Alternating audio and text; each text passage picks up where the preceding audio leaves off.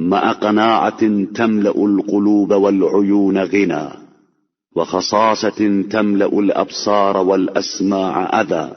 ولو كانت الأنبياء أهل قوة لا ترام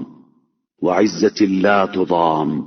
اور ان کے پاس وہ قناعت ہے جس نے لوگوں کے دل و نگاہ کو ان کی بے نیازی سے معمور کر دیا ہے، اور وہ غربت ہے جس کی بنا پر لوگوں کی آنکھوں اور کانوں کو اذیت ہوتی ہے۔ اگر انبیاء کرام ایسی قوت کے مالک ہوتے جس کا ارادہ بھی نہ کیا جا سکے، اور ایسی عزت کے دارا ہوتے جس کو ذلیل نہ کیا جا سکے، وملك تمتد نحوه أعناق الرجال وتشد إليه عقد الرحال،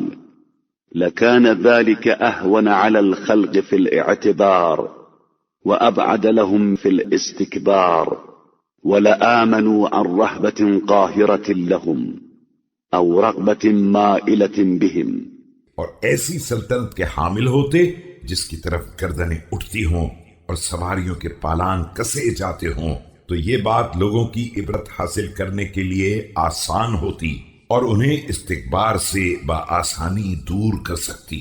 اور سب کے سب قہر آمیز خوف اور لذت آمیز رغبت کی بنا پر ایمان لے آتے۔ فكانت النيات مشتركة والحسنات مقتسمة، ولكن الله سبحانه أراد أن يكون الاتباع لرسله والتصديق بكتبه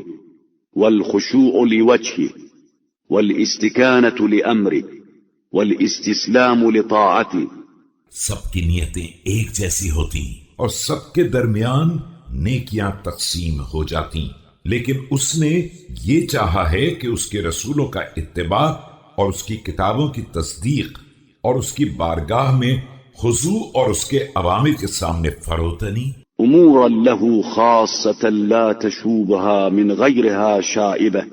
وكلما كانت البلوى والاختبار أعظم كانت المثوبة والجزاء أجزل۔ سب اس کی ذات اقدس سے مخصوص رہیں اور اس میں کسی طرح کی ملاوٹ نہ ہونے پائے، اور ظاہر ہے کہ جس قدر آزمائش اور امتحان میں شدت ہوگی اسی قدر اجر و ثواب بھی زیادہ ہوگا۔